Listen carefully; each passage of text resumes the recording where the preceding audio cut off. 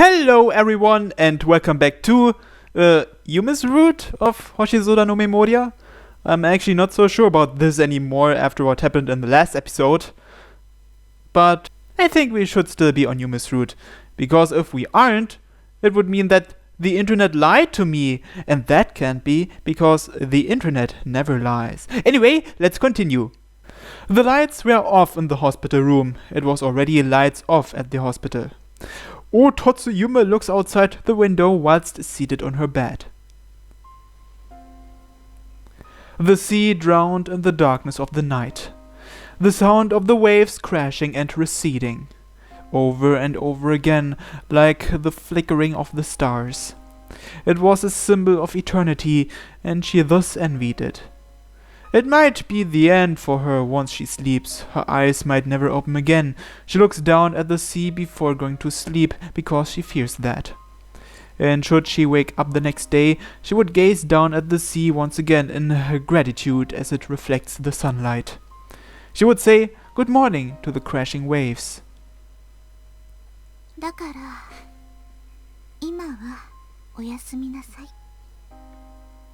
Taking her eyes off from the sea, she lies down on bed. She's afraid of closing her eyelids, so she gazes at the ceiling until she falls asleep on her own.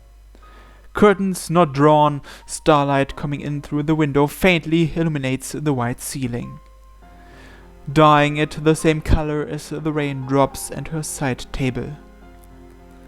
The unchanging view she's tired of seeing has been accompanied by her memories lately. She started thinking back on her past a lot more often ever since reuniting with Yo. During spring, when she would have moved up a grade, she was no longer able to attend primary school. She always found herself absent from school for as long as she could remember. Leaving early due to her health was an everyday occurrence. She rarely attended class with everyone else, and it was difficult to make friends. She was unable to make friends.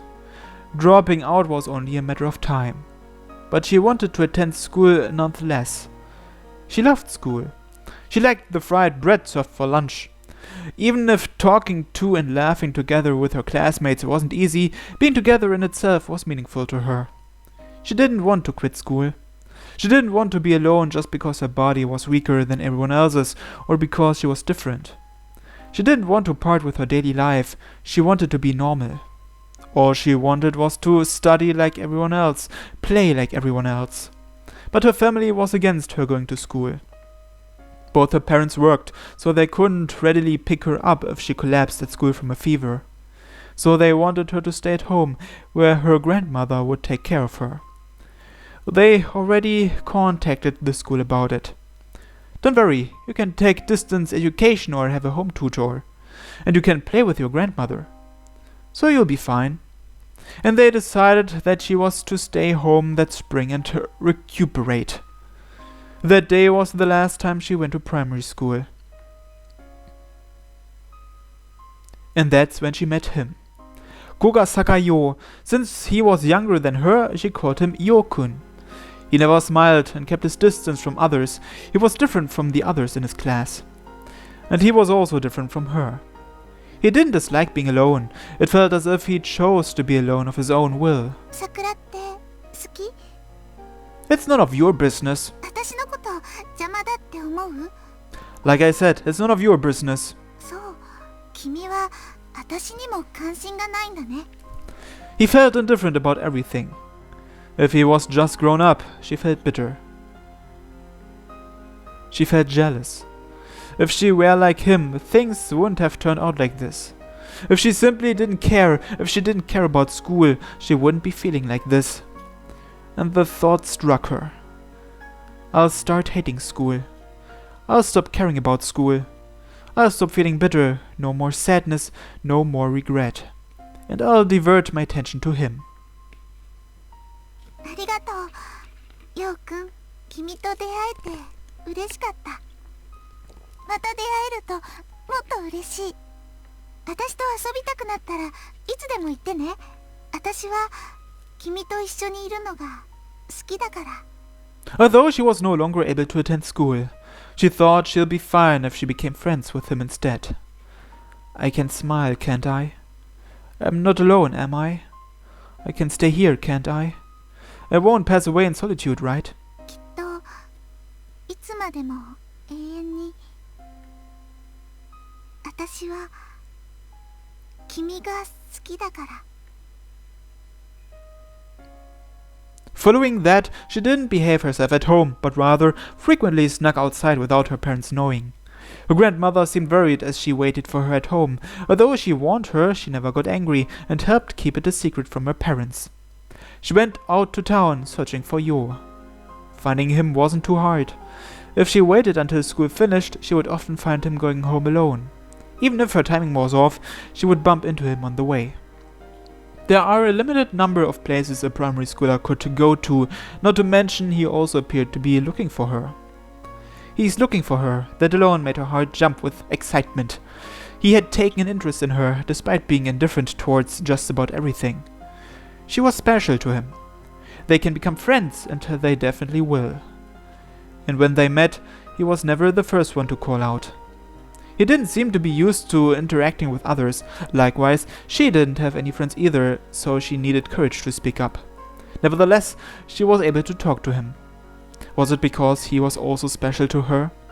He was awfully mature. Although she was able to act like an older sister at times, even she knew he was more mature.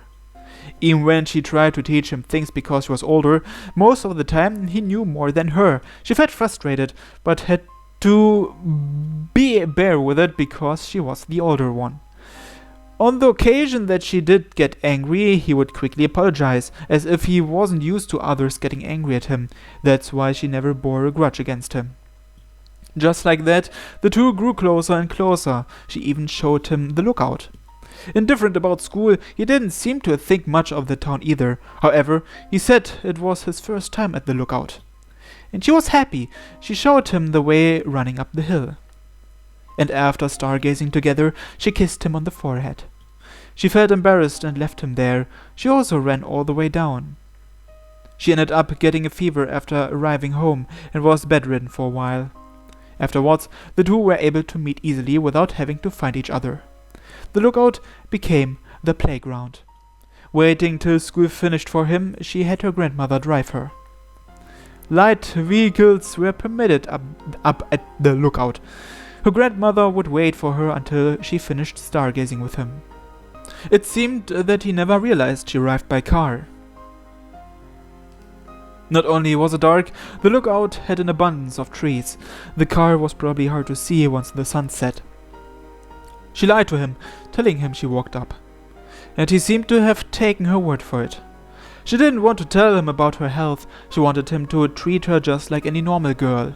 Because they were friends. Those who were friends would spend their time together normally. And when that normal was disrupted by him moving away, her everyday changed. It wasn't because of her time spent with him, but she fell ill more frequently following his departure. Concerned, her parents got her examined in a large hospital next town. Upon seeing the results, they suggested that she be hospitalized. She won't get any better from just staying at home. She needed more focused professional treatment. You want to get better too, don't you? Don't worry, you can study in hospital too, and your grandmother will come visit you. But they themselves won't come due to work. We'll be sending you to a large hospital in the city. That's best for you. She could only vaguely comprehend what her parents told her. I see now. They're telling me my body is different from others. They're telling me I can't be normal, aren't they? I can't live like a normal person, can I? She managed to realize this. That's why she never told him her contact details. There's no guarantee they'd ever meet again. There's no guarantee that her abnormal self would live until they reunited. That's why she refused even when he asked. She could only reject him. She didn't cry when she had to leave Hibarigasaki, her birthplace. She had cried herself dry to Yo already. It's ironic because the large hospital she went to was in the same district he moved to. If she wanted to, she might have been able to find out where he lived. If she wanted to, she might have been able to meet him. But she didn't. If she met him now, she'll just cause him trouble. Meeting again, possibly only to part shortly after, would cause them both suffering. They would reunite when this body of hers heals. After she becomes normal. After she would no longer have to leave him. She will wait as long as it takes. During her long period of hospitalization, she continued her studies. She didn't feel like taking the classes provided by the hospital and had her grandmother teach her everything during her daily visits. When she sees him again after her body heals, she won't embarrass herself anymore. She'll be able to teach him about the stars. She yearned for the day they could meet again. She prayed to the stars in the night sky. However, her health hasn't showed any signs of improving over these 7 years. Following the death of her grandmother, she returned to Hibarigasaki. Not in order to meet Yo, but because she was told she didn't have long to live. If she's going to die, if this life will soon be returning to the stars. She couldn't think of anywhere better than Hibarigasaki, where they gazed at the starry sky together. She didn't want to die alone, which was why she befriended him. Yet, now she's going to die alone. Why? Why have things turned out this way? She wanted to be with him, yet she is convinced that she mustn't.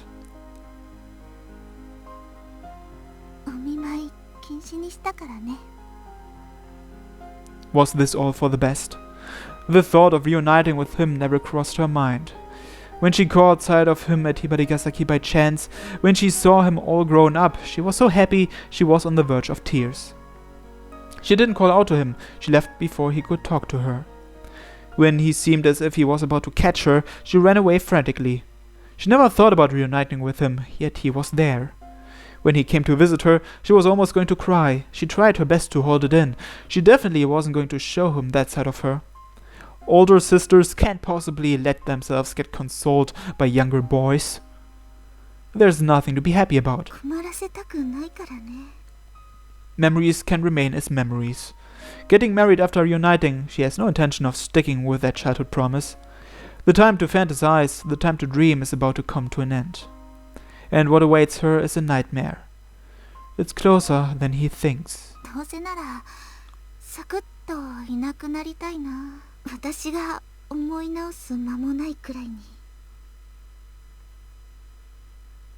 Hey, it's Mare.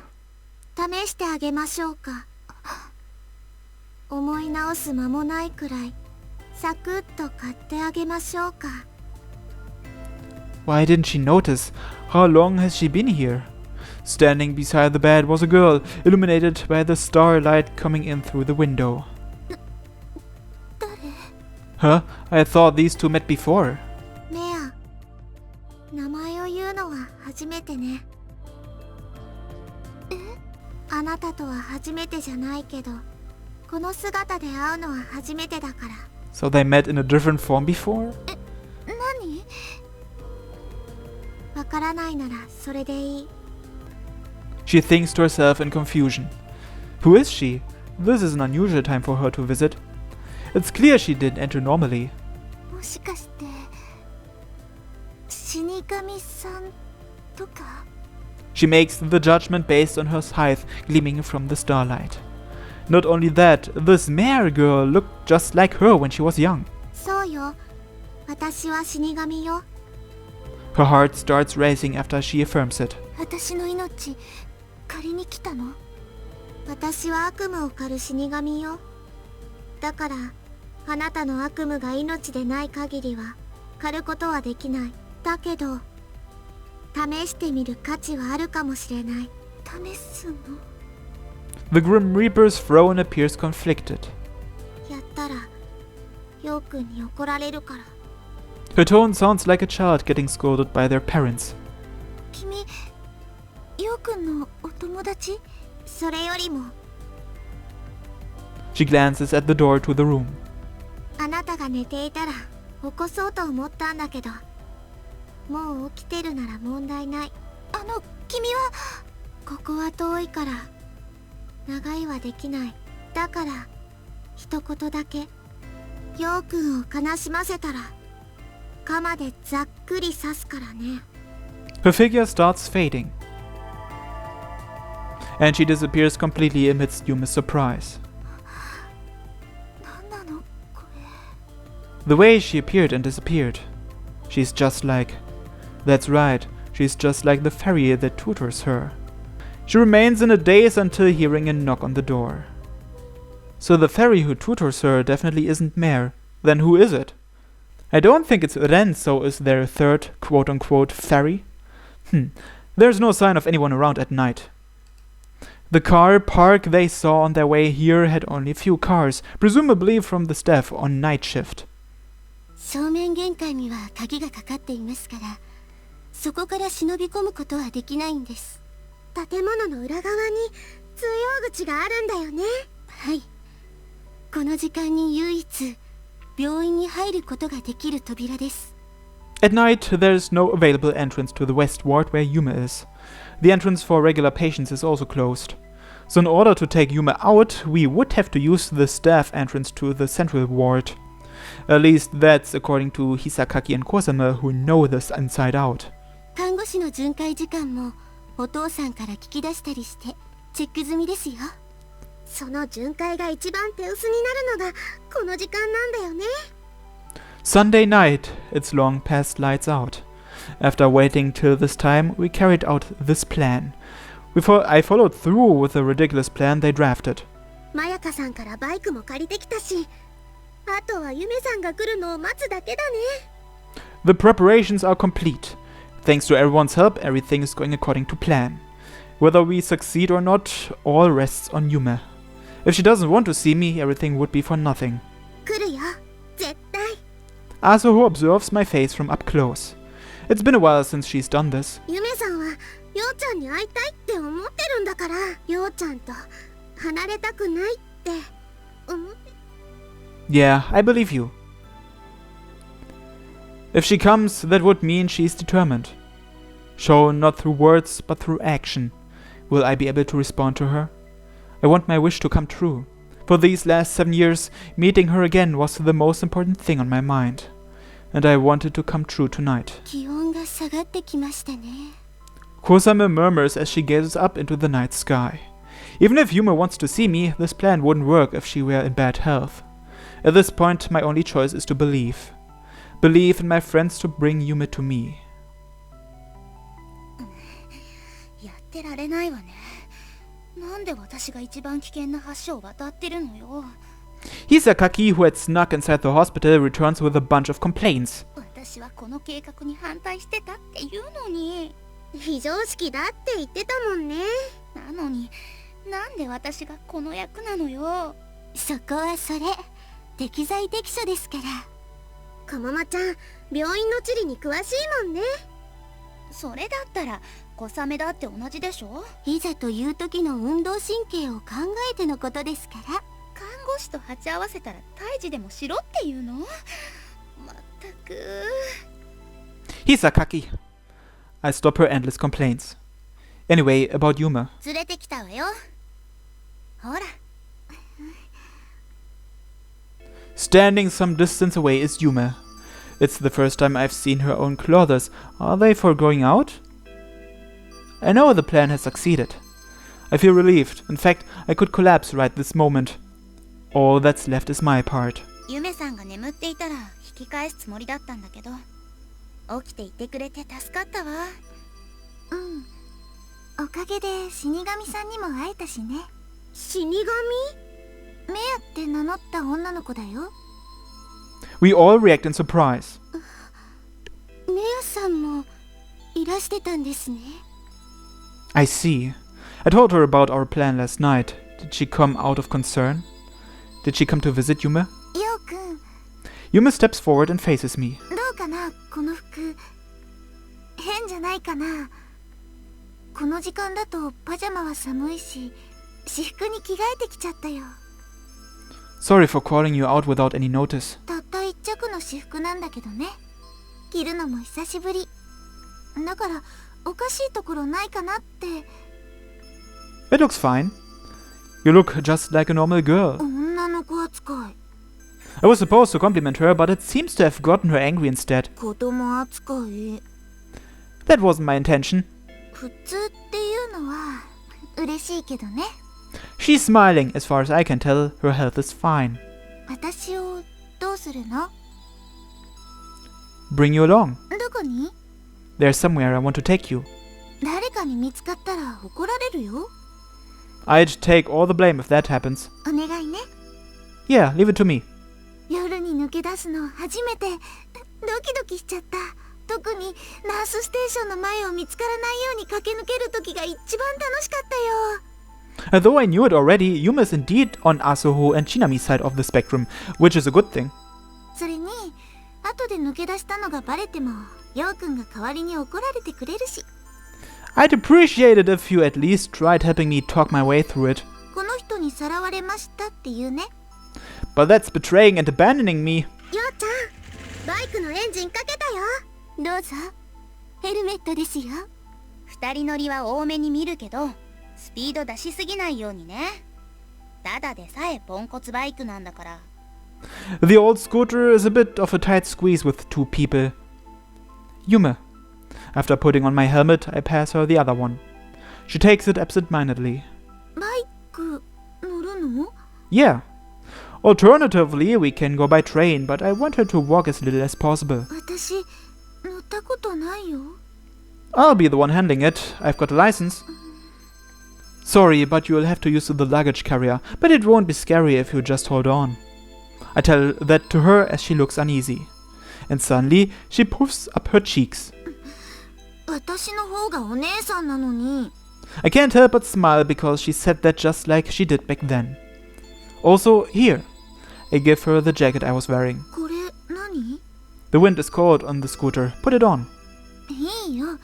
ヨウくんも寒いでしょ。 I'll be fine. ダメだよ。 Come on, just put it on already. ダメだよ。私はお姉さんなんだから。 I'm a man, so wear it. I strengthen my tone. 今、キュンってなった。 It seems to have worked. 勝ったなんて思わないでね。 What's this got to do with winning or losing? I mount myself on the seat, feeling the vibrations of the engine whilst I wait for Yume to put on the jacket. 戻ってきたら連絡ちょうだい。私たちは近くの喫茶店で時間潰してるから。またユメさんを病室に連れて行かないといけませんからね。気をつけて行ってきてね。 Yeah. 頑張ってね、ようちゃん。 Yeah, thanks. I have to thank my noisy friends. I feel the rear getting heavier. Yume's getting on. Hey, why aren't you wearing the jacket? ヨウくんには負けないから。 What's that supposed to mean? お姉さんが着せてあげるね。 She ends up making me wear the jacket. She then sits down on the luggage carrier, letting out a sigh. ちょっと狭い。 It won't be a long ride, just bear with it. ごちそう。 I'll try to move as forward as possible. There's a bit of room behind the seat, isn't there? You can use that. What's wrong? それだとヨウくんにくっついちゃう。 Just bear with it. 嫌って意味じゃないけど。 She squirms closer to me. A soft sensation against my back. まだ落ちちゃいそう。 Grab onto something, anything. そんなこと言われても。 She timidly wraps her arms around me. 捕まるとここしかないよ。 I can feel her body heat pressed against my back. Warm to the point where it's boiling. Do you have a fever or something? そうだよ。 She clings onto me tightly. The soft sensation expands. ヨウくんのせいだよ。ドキドキしてるんだよ。悔しいけど。 I take off on the scooter without saying anything. I turn the accelerator and we start moving slowly. やっぱりジャケットいらなかったな。すごく暑くなったから。 Our destination isn't too far away, 2 stations away, but we'll arrive there next time on Hoshizora no Memoria. Thanks for watching everyone, and have a nice day. Bye bye!